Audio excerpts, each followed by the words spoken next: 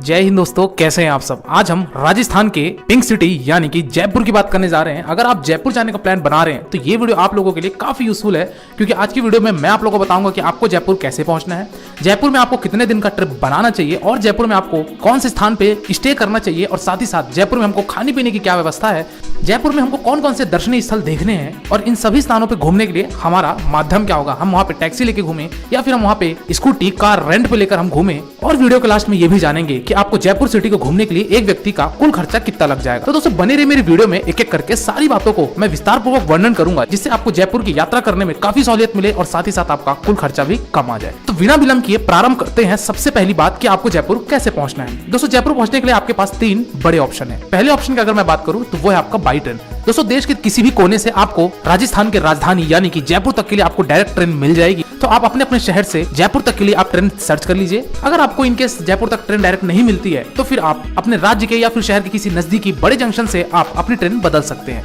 तो दोस्तों ये बात थी कि अगर हमको ट्रेन से आना है तो हम कैसे पहुंचेंगे। अब बात करते हैं दूसरे ऑप्शन की, यानी कि अगर आपका माध्यम है फ्लाइट। दोस्तों अगर आप फ्लाइट से आना चाहते हैं तो जयपुर में ही इंटरनेशनल एयरपोर्ट है, तो आप जयपुर तक की डायरेक्ट फ्लाइट सर्च करके आप जयपुर पहुंच सकते हैं। और लास्ट तीसरे ऑप्शन की अगर मैं बात करूं तो वो है आपका बाई बस। दोस्तों देश के बड़े बड़े शहरों से आपको डायरेक्ट बस कनेक्टिविटी मिल जाएगी, चाहे वो गवर्नमेंट बस हो चाहे वो आपकी प्राइवेट बस हो। तो दोस्तों अगर आप बस का विकल्प चुनना चाहते हैं तो आप बस के माध्यम से भी गुलाबी शहर यानी कि जयपुर पहुंच सकते हैं। चलिए दोस्तों अगली बात करते हैं कि हम जयपुर अब पहुंच चुके हैं और हमको जयपुर में स्टे कहां करना चाहिए। दोस्तों यहाँ पे जयपुर में स्टे करने के लिए आपके पास 2 से 3 लोकेशन मैं आपको बताऊंगा, जो कि आपका सभी स्थानों को कवर करने के लिए काफी नजदीक पड़ेगा। सबसे पहला तो ये कि अगर आप चाहें तो रेलवे स्टेशन के आसपास अपना स्टे ले सकते हैं। वहां पे आपको ढेर सारे होटल्स मिल जाएंगे, बजट होटल भी मिल जाएंगे, साथ ही साथ आपको एक अगर अच्छे होटल चाहते हैं तो वो भी आपको मिल जाएगी। होटल की अगर मैं कॉस्ट की बात करूं दोस्तों तो 800-900 रुपए से स्टार्ट होकर आपको 4000-5000 रुपए पर डे के हिसाब से आपको होटल देखने को मिल जाएंगे। तो पहला लोकेशन तो था कि अगर आप रेलवे स्टेशन के आसपास लेना चाहते हैं तो आप रेलवे स्टेशन के इर्द गिर्द जितने भी प्राइवेट होटल्स है वहां आप अपना स्टे बना सकते हैं। दूसरा लोकेशन दोस्तों है वो है आपका चांदपोल बाजार के पास। दोस्तों चांदपोल बाजार के आसपास भी आपको ढेर सारे होटल्स देखने को मिल जाएंगे, लॉजेस देखने को मिल जाएंगे। तो अगर आप वहां स्टे लेना चाहते हैं तो वहां पे आप स्टे ले सकते हैं। और तीसरा लोकेशन है आपका पानीपत के आसपास। दोस्तों अगर आप पानीपत के आसपास भी रुकना चाहते हैं तो वो भी आप ले सकते हैं। ये सारे होटल्स के कॉस्ट आपको लगभग सेम मिलेंगे, जो कि एक बजट होटल्स आपके लिए परफेक्ट रहेगा। तो दोस्तों ये बातें थी कि हमको स्टे कहां करना है। इसी के साथ ही साथ ये भी बात कर लेते हैं कि हमको खाने पीने की क्या व्यवस्था है जयपुर सिटी में। हालांकि दोस्तों जयपुर के जो लोकल डिशेस हैं, जो राजस्थानी व्यंजन है, वो उसका स्वाद तो आपको लेना ही है। लेकिन अगर मैं खाने पीने की बात करूं, यानी कि जो आप डिनर करेंगे लंच करेंगे, तो अगर आप जिस होटल में रुक रहे हैं अगर उसी होटल में आपके खाने पीने की व्यवस्था है तो फिर तो ऑल राइट। अदरवाइज अगर आप चाहें तो किसी भी रेस्टोरेंट या किसी भी ढाबे में जाके भी आप अपने खाने पीने की व्यवस्था कर सकते हैं। रेलवे स्टेशन से लेते हुए आपका चांदपोल होते हुए आपको जयपुर के सिटी पैलेस तक के आपको ढेर सारे वहां पे फूड कोर्ट मिल जाएंगे, रेस्टोरेंट मिल जाएंगे। तो आप वहां अपना खाने पीने की व्यवस्था कर सकते हैं। खाने पीने की अगर मैं कॉस्ट की भी बात करूं दोस्तों तो वही आपको नॉमिनल बजट में मिल जाएगा। लगभग आपको 100 रुपए 150 रुपए थाली सिस्टम के हिसाब से आप अपना खाने पीने का व्यवस्था इस प्रकार कर सकते हैं।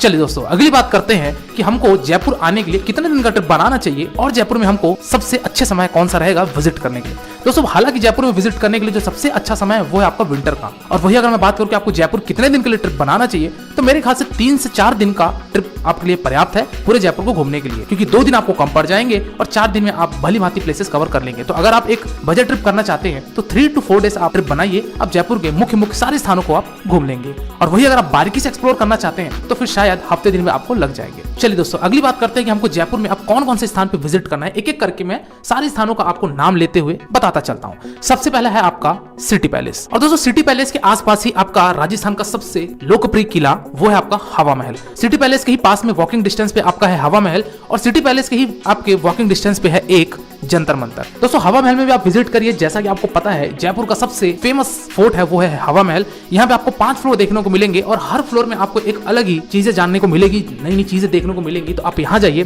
सिटी पैलेस में भी आप शॉपिंग कर सकते हैं। अगर आप कुछ नई व्यंजन ट्राई करना चाहते हैं तो आप नए व्यंजन भी वहाँ खा सकते हैं, और साथ ही साथ यहाँ से आप व्यू पॉइंट्स भी देख सकते हैं टेरेस पे जाके। तो सिटी पैलेस में भी और आप हवा महल में भी कुछ समय बिताइए, वहां घूमिए। और इसी के साथ ही साथ आपका वहां पे है एक जंतर मंतर, जो कि आपका सिटी पैलेस के अंदर ही है। जंतर मंतर की दोस्तों एंट्री टिकट जो है वो आपका 50 रुपए है। तो वहां भी आप जाइए, यहाँ भी कुछ समय एक्सप्लोर कीजिए और प्रस्थान कीजिए अगले स्थान की तरफ, जो कि है आपका नाहरगढ़ फोर्ट। दोस्तों नाहरगढ़ फोर्ट, जैसा कि आपको पता है कि यहाँ से आपको सनसेट पॉइंट का एक बेहद शानदार दृश्य देखने को मिलेगा। इस महल की एक अलग ही सुंदरता है, एक अनोखा दृश्य आपको देखने को मिलेगा जब आप इस महल को देखेंगे, जिसका नाम है नाहरगढ़ फोर्ट। दोस्तों नाहरगढ़ फोर्ट में एंट्री टिकट जो है वो आपके 50 रुपए है। ये अरावली हिल्स पे ही सारे के लिए आपको देखने को मिलेंगे। तो यहाँ पे जाइए। और वहीं से नाहरगढ़ फोर्ट के पास में ही एक बना हुआ है जयपुर जू, तो वहां भी आप जाके उस जू में भी कुछ समय व्यतीत कीजिए, वहां के चिड़ियाघर में घूमिए और प्रस्थान कीजिए आप अगले स्थान की तरफ, जो कि है आपका जल महल। दोस्तों जल महल, जैसा कि आप देख रहे हैं कि इस लेक के बीचों बीच में ये महल है, तो यहाँ भी आप जाइए, कुछ समय यहाँ भी एक्सप्लोर कीजिए और इसी से थोड़ी सी और आगे आप जब जाएंगे तो वहां पे आपको पड़ेगा एक जयगढ़ फोर्ट। दोस्तों जयगढ़ फोर्ट, इसको चील का टीला भी कहा जाता है, यानी कि हिल ऑफ ईगल भी कहा जाता है, तो यहाँ पे भी जाइए, यहाँ के भी आप इस किले का अनोखा दृश्य देखिए। साथ ही साथ इस फोर्ट के अंदर आपको मंदिर, संग्रहालय, महल, ये सारी चीजें आपको देखने को मिलेंगी, तो यहाँ आप जाइए, कुछ समय यहाँ एक्सप्लोर कीजिए और प्रस्थान कीजिए आप अगले स्थान की तरफ, जो कि है आपका आमेर फोर्ट। दोस्तों आमेर फोर्ट में आपको 2 दरवाजे मिलेंगे, एक मिलेगा फ्रंट, एक मिलेगा बैक। लेकिन अगर आप टैक्सी बुक किए हुए हैं या फिर अगर आप अपने कोई गाड़ी हायर भी की हुई है, तो आप बैक साइड से जाइएगा, क्योंकि वहां पे आपको जो प्रवेश करने का जो वॉकिंग डिस्टेंस है वो आपको थोड़ा सा कम हो जाएगा, तो आप बैक साइड से जाइएगा। 100 रुपए यहाँ पे एंट्री चार्ज होती है इस आमेर फोर्ट में प्रवेश करने के लिए। यहाँ पे दोस्तों 3 कोर्टयार्ड है और इसी आमेर फोर्ट में ही दोस्तों बना हुआ है एक शीश महल, तो शीश महल भी जाइए, यहाँ का भी एक अनोखा दृश्य है, यहाँ का भी अलग ही आपको अनुभव प्रदान होगा, तो यहाँ भी जाइए। यहाँ आमेर फोर्ट में दोस्तों आपको यहाँ पे महल मिलेंगे, स्नान घर मिलेगा, रसोई घर मिलेगा और भी बहुत सारी चीजें आपको देखने को मिलेंगी, तो आप भली भांति यहाँ पे एक्सप्लोर कीजिए और प्रस्थान कीजिए आप अगले स्थान की तरफ, जो कि है आपका कनक घाटी टेम्पल। दोस्तों कनक घाटी टेम्पल, यहाँ पे एक छोटा सा मंदिर है और मंदिर के साथ ही साथ यहाँ पे एक बना हुआ है छोटा सा गार्डन, तो आप चाहें तो कनक माता के दर्शन भी कर सकते हैं, जो कि कनक घाटी टेम्पल के नाम से जाना जाता है, तो यहाँ भी आप जाइए, कुछ समय यहाँ एक्सप्लोर कीजिए और प्रस्थान कीजिए अगले स्थान की तरफ, जो कि है आपका गलताजी मंदिर। दोस्तों गलताजी मंदिर भी आपका जयपुर सिटी से ही थोड़ी सी दूरी पे बना हुआ है, तो यहाँ भी जाइए, यहाँ भी दर्शन कीजिए और प्रस्थान कीजिए आप अगले स्थान की तरफ, यानी कि गणेश जी के दर्शन करने के लिए, जिसका नाम है मोती डंगरी मंदिर। दोस्तों मोती डंगरी मंदिर यानी कि यहाँ पे गणेश जी की प्रतिमा विराजमान है, तो यहाँ जाइए, गणेश जी के दर्शन कीजिए और मोती डंगरी मंदिर के ही पास में बना हुआ है एक बिरला मंदिर, तो दोस्तों बिरला मंदिर भी जाइए, यहाँ भी आप कुछ समय एक्सप्लोर कीजिए और बढ़िए आप अगले स्थान की तरफ, जो कि है आपका एल्बर्ट हॉल म्यूजियम। दोस्तों एल्बर्ट हॉल म्यूजियम, सबसे पहले आप प्रवेश करेंगे तो आपको यहाँ पे कबूतरों का जमवाड़ा देखने को मिलेगा, अगर आप कुछ दाना देना चाहते हैं तो अवश्य यहाँ पे दीजिएगा। एल्बर्ट हॉल म्यूजियम में दोस्तों जो एंट्री टिकट है वो आपकी 40 रुपए की है।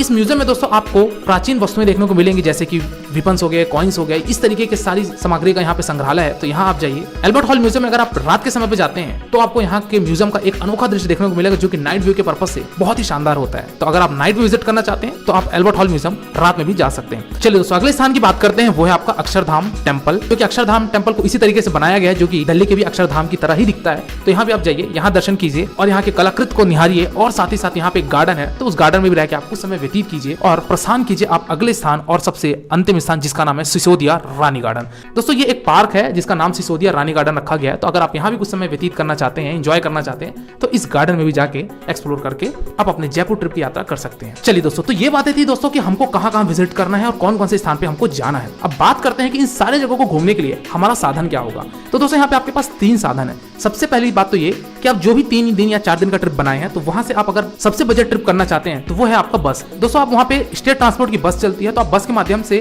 सभी स्थानों पे 10 रुपए 20 रुपए देके आप जो भी अपनी यात्रा है वो कर सकते हैं, जो कि आपका सबसे चीपेस्ट मोड होता है। दूसरा आपका आता है वहां पे, वो है आपका स्कूटी। दोस्तों जयपुर में आपको स्कूटी मिल जाएगी, जो कि आपका 200 रुपए 300 रुपए पर डे के हिसाब से वो चार्ज करते हैं। फ्यूल आपका अलग से रहेगा और ये जो स्कूटी वाले मिलेंगे आपको, एजेंट मिलेंगे, वो आपको रेलवे स्टेशन से लेते हुए जो भी बाजार है, यानी कि चांदपोल बाजार हो गए, पानीपत तक, यहाँ पे आपको ढेर सारे एजेंट देखने को मिल जाएंगे। तो वहां जाके आप अपने स्कूटी हायर कर लीजिए। डॉक्यूमेंट आपके पास प्रॉपर होना चाहिए, यानी कि एक आधार कार्ड और आपके ड्राइविंग लाइसेंस होना चाहिए। वहां से स्कूटी के माध्यम से आप इन सारी जगहों को एक्सप्लोर करेंगे तो आपको काफी सस्ता पड़ेगा।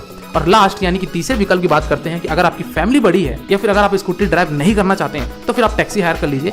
वहां पे आपको दोस्तों जो कैब वाला चार्ज लेगा वो 2500 रुपए एक दिन का लेगा और इन सारे स्थानों को घुमाकर आपको वापस ड्रॉप कर देगा। दोस्तों ये जो कॉस्ट बता रहा हूँ ये मैं आपको 2500 रुपए एक दिन का बता रहा हूँ। इसी तरीके से आप जितने दिन टैक्सी करेंगे उतना ही आपका फेयर ये इंक्रीज होता जाएगा। चलिए दोस्तों लास्ट बात करते हैं कि आपको जयपुर सिटी को घूमने के लिए एक व्यक्ति का कुल खर्चा कितना लग जाएगा। दोस्तों अगर आप 3 दिन का ट्रिप बनाते हैं और एक आप बजट होटल में रुकते हैं और साथ ही साथ अगर आप स्कूटी के माध्यम से घूमते हैं, तो मान के चलिए कि एक व्यक्ति का जो कुल खर्चा आएगा गुलाबी शहर को घूमने के लिए, वो आपका लगभग 5000 से 6000 रुपए आराम से हो जाएगा। दोस्तों ये कॉस्ट भी मैं आपको मैक्सिमम बता रहा हूँ, अगर आप थोड़ा और सावधानी से खर्चा करें तो आपका इसके अंदर भी हो सकता है। कुल मिलाकर ये कह देना चाहिए कि अगर आप कपल्स हैं या फिर अगर आप 2 लोग हैं तो 10,000 के अंदर आप आराम से घूम लेंगे अगर आप स्कूटी लेकर घूमते हैं तो दोस्तों ये था आपका गुलाबी शहर यानी कि जयपुर सिटी का कंप्लीट टूर गाइड। इसके बाद भी अगर आपको कोई डाउट है या फिर अगर आपको कोई क्वेरी है तो आप मेरे इंस्टाग्राम यात्रावास आईडी में विजिट करके जो भी आपकी क्वेरी हो मुझसे पूछ सकते हैं। डेफिनेटली आपको मेरे द्वारा या मेरी टीम के द्वारा आपको रिस्पॉन्स दिया जाएगा और आप किसी दूसरे वीडियो में खो जाएं इससे पहले आप मेरे चैनल यात्रावास को सब्सक्राइब करिए। आज की वीडियो में दोस्तों फिलहाल इतना ही, मिलते हैं फिर एक नई वीडियो में एक नई यात्रा के साथ।